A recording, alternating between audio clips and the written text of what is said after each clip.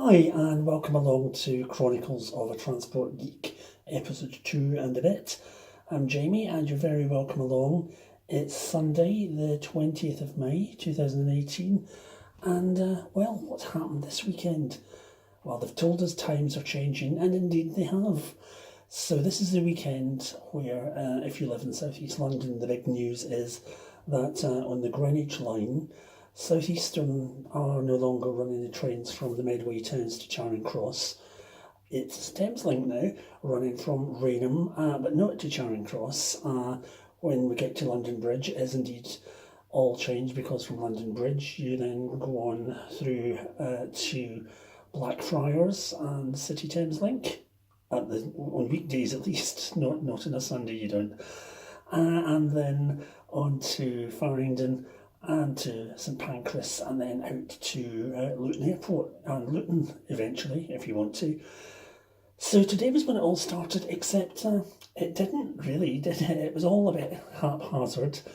First of all, there were always going to be planned engineering works, which meant that trains weren't running from Rainham or through the Medway towns or even through Dartford or Slade Green, my local station. They were starting at Plumstead and running only to Kentish Town, which is, of course, their normal Sunday terminus point.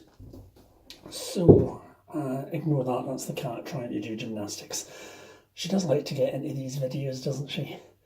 Anyway, as I was saying, it didn't get off to the greatest of starts. I had a look last night. I was going to go to my local station at Slade Green and take some photos or even a video of the last Southeastern train running through there and going off to Charing Cross. But then partly I couldn't be bothered, if I'm truly honest, because I thought, well, is it that big an event? Yes, Southeastern had been running trains from the Medway towns to London, Charing Cross, apparently for nearly 150 years. But I was thinking there will still be Southeastern trains through Slade Green because they continue to run trains to Cannon Street. So we will still see lots of Southeastern trains around the area. So is it that big a deal?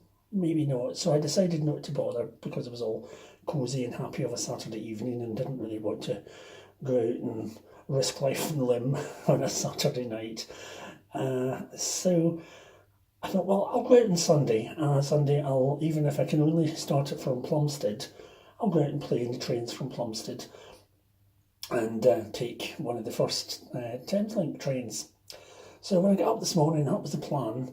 But hey, it was thwarted because lots of them had been cancelled.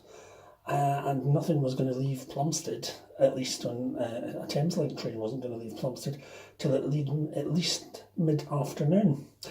They said it was because of an operational incident, and some people were saying it was because there was a lack of drivers, and I think that was partly true.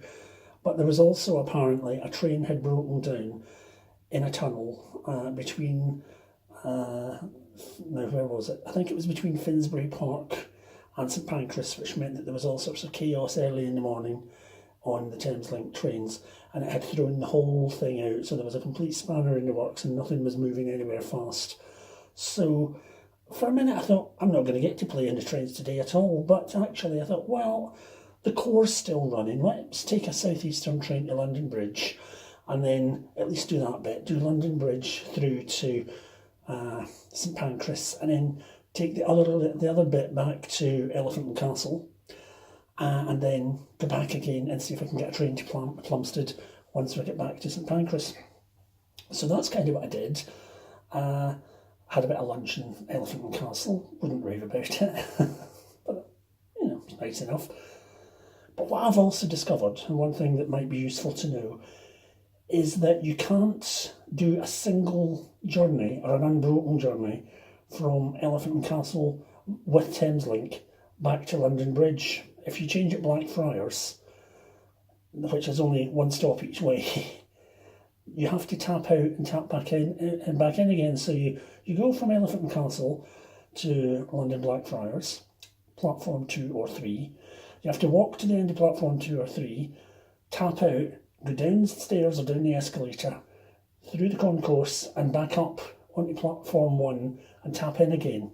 So a bit of an anomaly there, that for some reason you're not allowed to do a continuous journey on Thameslink from Elephant and Castle to London Bridge.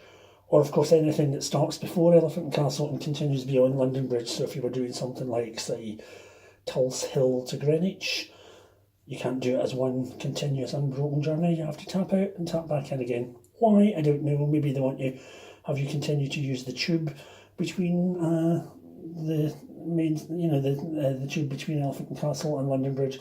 I don't know. Anyway, not to worry. The next thing was I was really, really excited. I got to St Pancras.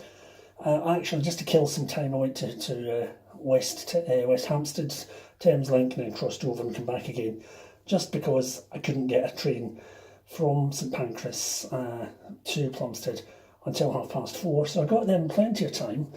And then there I was, as I said on Facebook, I was almost wetting myself with excitement.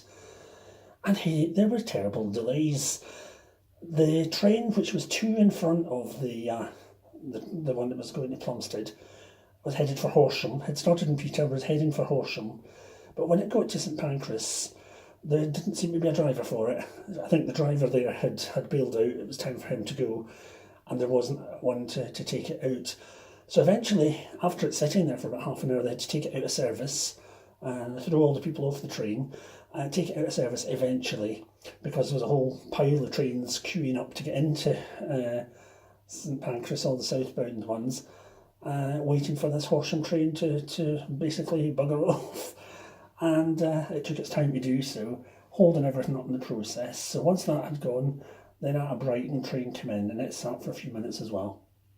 And then finally, about half an hour late, in trots the Plumstead train, and I had my camera all at the ready to take photos of it saying Plumstead on the front. But unfortunately it didn't say anything in the front. And the signage inside wasn't entirely working either, so it was a slight disappointment. And so off we went. We finally left St Pancras, got to London Bridge, and we sat there at London Bridge for about another 25 minutes. Again, I heard them saying on the platform that they were having a crew change. So obviously, because that had been delayed, it meant that the crew was displaced, so they had to move them around. So that was a further delay. Eventually, I got to Plumstead about an hour and a half after it was due to leave St Pancras. So not the most auspicious start for Thamesmead. I hope it's not the shape of things to come. I don't think it is. I really have great hopes for Thamesmead. Have I been saying Thamesmead? I mean Thameslink. Thameslink. Sorry, Thamesmead. Thameslink. And I hope it's not the shape of things to come. I think they'll be better, and hopefully the weekday service will prove to be much more of a success. I'm just excited by the opportunities that it presents. I think it's great if you do live in South East London, because, for example, if you're travelling up north, you can just go straight to St Pancras, and then if you're getting a train from either Euston or King's Cross, then you're virtually there. It saves all that crossing London, either by bus or by tube. I think it's really good. Or even you could continue up to Peterborough and jump on, it's not going to be East Coast anymore, is it? It's going to be LNER. But you can jump on a train going up the East Coast from Peterborough. So it opens up all sorts of opportunities, coupled with when we also get the Elizabeth line from Abbeywood. That opens up some great opportunities as well. So I think for the people of South East London, there are some great new travel options becoming available. But as we've seen, particularly with Thameslink, it all depends on the reliability, and there are little places on the network, like those tunnels which hold everything up, and that platform thing where they've only got 2 platforms, one in each direction, so if a platform is fully occupied, everything else is held up behind it. Those little things could lead to some difficulties. Only time will tell, and I hope you'll take the opportunity to try out the new options, try out all the new journey combinations, and let me know what you think. If you're enjoying these vlogs, put some comments down the bottom. Tell me what you would like me to talk about. Tell me if there's anything that you would like me to investigate in terms of ticketing or connections, and I'll see what I can do. So thanks for watching, and look forward to seeing you next time. Take care. Bye for now.